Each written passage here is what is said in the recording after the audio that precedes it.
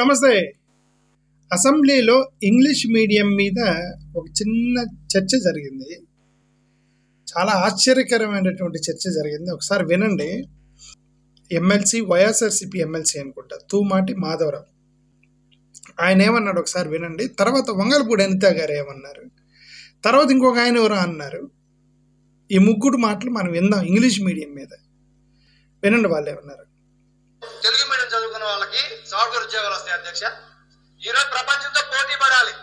వాళ్ళు ముఖ్యమంత్రి గారు చెప్తా ఉన్నారు, ఆర్టిఫిషియల్ ఇంటెలిజెన్స్ తెలుగు మీడియంలో ఉందా? గత ప్రభుత్వంలో ఇంగ్లీష్ మీడియం అమలు చేశారు.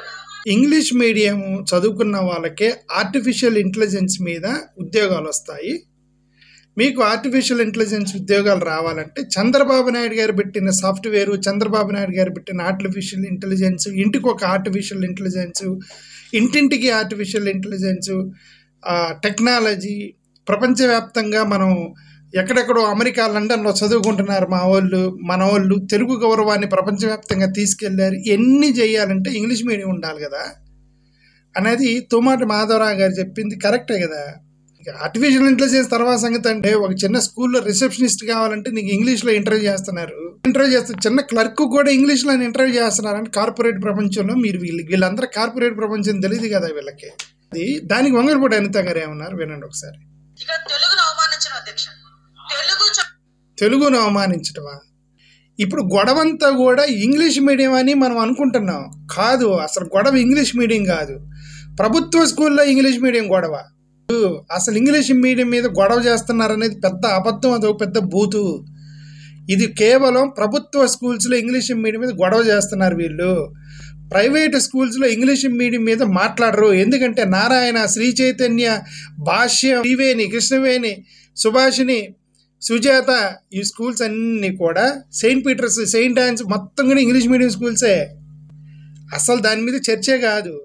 ఇంగ్లీష్ మీడియం మీద చర్చ అనేది పెద్ద బూత్. అది ఫ్యాక్ట్ ఏంటంటే ప్రభుత్వ స్కూల్స్లో ఇంగ్లీష్ మీడియం పెట్టాలా లేదా అనే దాని మీద గొడవ. ప్రభుత్వ స్కూల్స్లో ఎక్కువగా చదువుకుంటుంది గ్రామీణ ప్రాంతాల్లో ఉన్న వాళ్ళు ఎక్కువ మంది, అన్ని కులాలలో చదువుకుంటున్నారు అక్కడ. OC, ST, SC, BC, Reddy, Kamma ఎవరైనా వీళ్ళు వాళ్ళని లేదు. ముఖ్యంగా ఎవరైతే గ్రామీణ ప్రాంతాల్లో వ్యవసాయం మీద ఆధారపడ్డటువంటి వాళ్ళు ఉన్నారో, రిమోట్ విలేజ్ల్లో వాళ్ళు ఎక్కువగా ఇంగ్లీష్ ప్రభుత్వ స్కూల్స్ మీద డిపెండ్ అవుతారు. వాళ్ళల్లో అత్యధికంగా చూస్తే ఎక్కువగా ప్రైవేట్ స్కూల్స్ కాకుండా గవర్నమెంట్ స్కూల్స్ మీద ఆధారపడేది ఎస్సీ, ఎస్టీ, బీసీలే. ఎందుకంటే బికాజ్ ఆఫ్ పేదరికం మీద.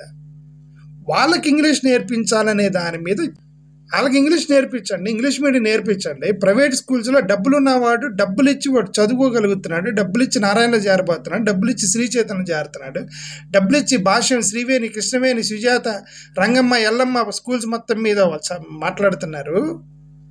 అరే పాపం, మా ఎస్సీ, ఎస్టీ, బీసీలు ఆ గ్రామీణ ప్రాంతాల్లో వాళ్ళు ఫీజు కట్టలేరు, ప్రభుత్వ స్కూల్స్లో చదువుకోవాలి, వీళ్ళతో పాటు ఇంగ్లీష్ కూడా నేర్పించండి అనేది ఒక వర్షన్ అండి. దాని మీద ఇంత చర్చ ఏంటండి?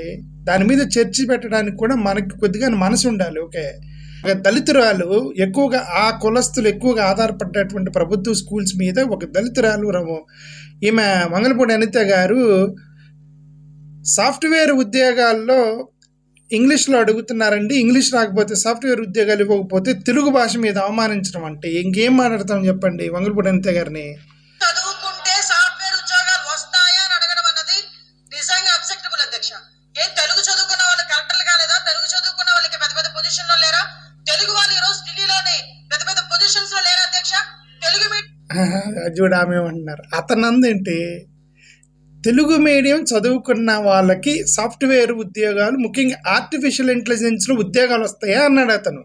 వస్తాయా అంటే ఏమేమన్నారు, తెలుగు మీడియం వాళ్ళకు ఆ సాఫ్ట్వేర్ ఉద్యోగాలు అంటే చాలా అబ్జెక్షనబుల్, చాలామంది తెలుగు మీడియం చదువుకొని ఢిల్లీ పోలేదా, కలెక్టర్లు కాలేదా అని అంటున్నారు. అతను కలెక్టర్ అనలేదు కదా, ఢిల్లీ అనలేదు కదా, స్కూల్ టీచర్ అనలేదు కదా. ఆర్టిఫిషియల్ ఇంటెలిజెన్స్లో ఉద్యోగాలు వస్తాయా, అది కదా అతని వర్షను. చంద్రబాబు నాయుడు గారు ప్రమోట్ చేస్తున్న technology, artificial intelligence, electronics, corporate వ్యవస్థ, ప్రైవేటైజేషను, ఇప్పుడు వస్తున్నటువంటి ప్రైవేటు సంస్థలు, హైదరాబాదు, బెంగళూరు, ముంబాయి, సింగపూర్ సిటీ, వీటన్నిటిని చేస్తే ఇంగ్లీష్ మీడియమే కదా రన్ అవుతుంది. కొన్ని సెక్టార్స్లో చదువు లేకుండా కూడా సక్సెస్ అయ్యారు. ఇప్పుడు సినిమా యాక్టర్స్ చాలామంది ఎవరు చదువుకోలేదు కదా. ఎన్టీ రామారావు గారు పెద్ద చదువుకోలేదు కదా, సినిమా యాక్టర్ అయ్యి ముఖ్యమంత్రి కూడా అయ్యారు. ఆయన చదువు ఎందుకు దానికి? ఇంకా రాజకీయాల్లో చాలామంది ఎమ్మెల్యేలు, ఎంపీలు రాజకీయాలుగా చాలామంది అయ్యారు. ఎందుకంటే చదువు రాకపోయినా సరే. ఎందుకంటే రాజకీయాలకి, సినిమా ఇండస్ట్రీస్కి చదువు అవసరం లేదు. Anybody can become. But software ఇండస్ట్రీకి ఇంగ్లీష్ కావాలి. నీకు అక్కడ రిసెప్షనిస్ట్ పోస్ట్ కావాలని ఇంగ్లీష్ కావాలి. అసలు నీకు ఇదంతా వద్దండి, నాకు ఎక్కడ ఉద్యోగాలు దొరకట్లేదు సాఫ్ట్వేర్ ఇంజనీర్లో, మీకు దండం పెడితే కనీసం నాకు టైపిస్ట్ ఉద్యోగం ఇవ్వని ఇంటర్వ్యూలో వీడు ఇంగ్లీష్లో ఇంటర్వ్యూ చేస్తున్నాడు.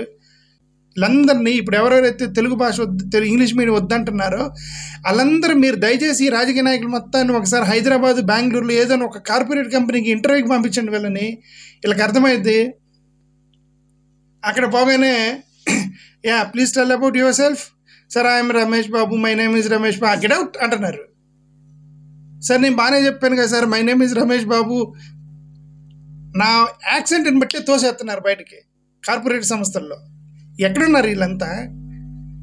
యాక్సెంట్ బట్టి తోసేస్తున్నారు. అక్కడ ఉద్యోగాలు లేక అక్కడ వాటి సరిగ్గా ఇంగ్లీష్ రావట్లేదని.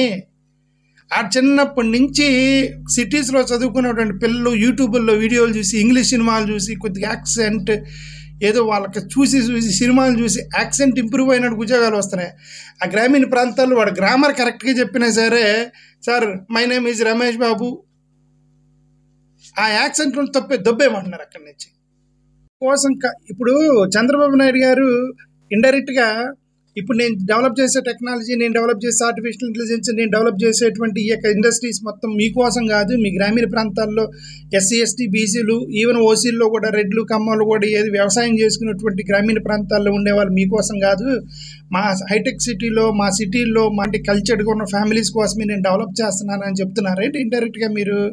అంతే కదా అర్థం. మీరు డెవలప్ చేస్తున్న ఇండస్ట్రీకి ఇంగ్లీష్ అవసరము. స్కూల్స్లో మేము ఇంగ్లీష్ మీడియం పెట్టాం, తెలుగే పెడతాం అంటున్నారు. అంటే అర్థం ఇవి మీ వీళ్ళ కోసం కాదనే కదా అర్థం. తెలుగును అవమానించడం అనేది నిజంగా చాలా దురదృష్టకరం అధ్యక్ష. దీన్ని మీరు ఎట్టి పరిస్థితుల్లో విత్డ్రా చేసుకోవాలి అధ్యక్ష.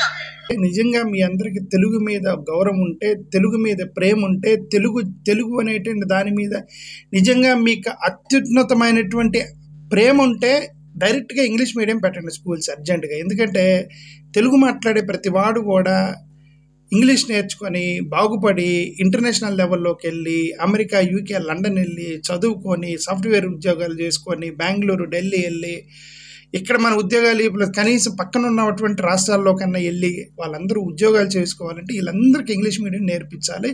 మీకు నిజంగా తెలుగు జాతి మీద, తెలుగు మీద ప్రేమ ఉంటే వాళ్ళకి ఇంగ్లీష్ మీడియం నేర్పించండి. ఇంతకైనా నేను చెప్పదలుచుకోవాలి.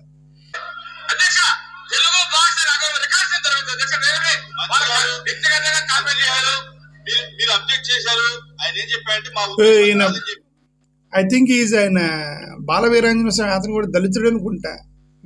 ఇద్దరు దళితులు కూర్చొని తెలుగు మీడియం గురించి మాట్లాడుతున్నారు. ఆడు ఇంగ్లీష్ చదువుకోకుండా అది పెద్ద కుట్ర జరుగుతుంది. వాళ్ళు ఇంగ్లీష్ చెప్పకుండా వాళ్ళందరూ తెలుగు నేర్పించి గేదెలు కాపించాలని వాళ్ళ చేత కుట్ర జరుగుతుంది. వీళ్ళకి తెలియదు ఆ విషయం. నేను చంద్రబాబు నాయుడు గారిని, లోకేష్ గారిని, పవన్ కళ్యాణ్ గారిని వీళ్ళని అంటల్లా. అసలు వీళ్ళ ట్రాప్లో ఉన్నారు. వీళ్ళు కాదు, వీళ్ళు అసలు యాక్చువల్గా ఇంగ్లీష్ మీడియం పెడతారు. వీళ్ళు లోకేష్ గారు పెడతారు, చంద్రబాబు నాయుడు గారు పెడతారు, పవన్ కళ్యాణ్ గారు పెడతారు, జగన్ గారు పెడతారు. వీళ్ళందరూ తెలుగు ఇంగ్లీష్ నేర్పించమని చెబుతారు. వీళ్ళకి ఎక్కడి నుంచో ఇన్స్ట్రక్షన్స్ వస్తున్నాయి పైనుంచి, మన రాష్ట్రం నుంచి కాదు, వేరే రాష్ట్రాలు ఎక్కడి నుంచో వీళ్ళకి ఇన్స్ట్రక్షన్స్ వస్తున్నట్టున్నాయి. దాని ప్రకారం వీళ్ళు ఏం చేస్తున్నారంటే ఇక్కడ ఇంగ్లీష్ మీడియం పెట్టొద్దు అంటున్నారు. హిందీ నేర్పించడానికి మాత్రం అబ్జెక్షన్ చెప్పట్లా, ఇంగ్లీష్ మీడియం అబ్జెక్షన్ చేస్తారు, హిందీకి అబ్జెక్షన్ చెప్పట్లా. మనోడికి ఎవడికి హిందీ రాదు, కొద్ది గొప్ప ఇంగ్లీష్ వచ్చు.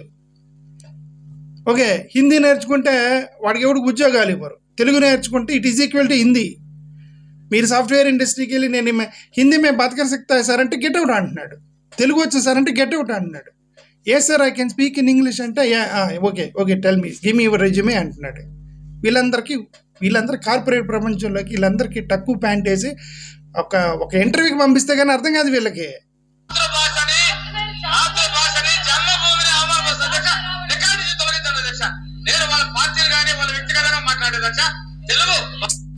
ఇతను కూడా దళితుడే. వీళ్ళిద్దరు దళితులు తెలుగు గురించి మాట్లాడుతుంటే ఒక దళితుడిగా నేను చాలా బాధపడుతున్నాను. నిజంగా లిటరల్గా చెప్తున్నాను. It is very shameful thing. ఇద్దరు దళితులు అక్కడ కూర్చొని ఎక్కువ మంది గ్రామీణ ప్రాంతాల్లో గవర్నమెంట్ స్కూల్స్ మీద డిపెండ్ అయినటువంటి పేదలు మొత్తం కూడా దళితులే. వీళ్ళు మాకు తెలుగు మీడియం, తెలుగు భాష, మీకెందుకే తెలుగు భాష, దళితులను కూర్చోబెట్టి ఇంగ్లీష్ నేర్పించండి అండి స్వామి. ఏంది ఎంతకాలం మీరు చెప్పేది? మీరు ఎంతకాలం దళిత సమాజాన్ని ద్రోహం చేస్తారు? ఎంతకాలం మీరు దళితులకి మీరు అన్యాయం చేస్తారు? మొత్తం దళిత పిల్లలు మొత్తానికి ప్రతి కాలనికి ఒక ఇంగ్లీష్ మీడియం స్కూల్ పెట్టి ఇంగ్లీష్ నేర్పించండి. వాళ్ళని కూడా అమెరికా, లండన్ పంపించండి. ఇప్పుడు ఆ రోజు ఈ రిజర్వేషన్ అడగడు, రిజర్వేషన్ వద్దు అంటున్నారు కదా, తీసినొకండి రిజర్వేషన్. ఎప్పుడు వాళ్ళందరికీ ఇంగ్లీష్ నేర్పించి అమెరికా పంపించి, లండన్ పంపించి ఆ రోజు రిజర్వేషన్ స్పీక్ నొకండి. ఒక పక్క రిజర్వేషన్స్ వద్దంటారు, ఒక పక్క తెలుగు నేర్పిస్తామంటారు. దానికి ఇట్లాంటి దళితులు సపోర్ట్ చేస్తుంటే ఏంది ఎంతకాలం ఇది?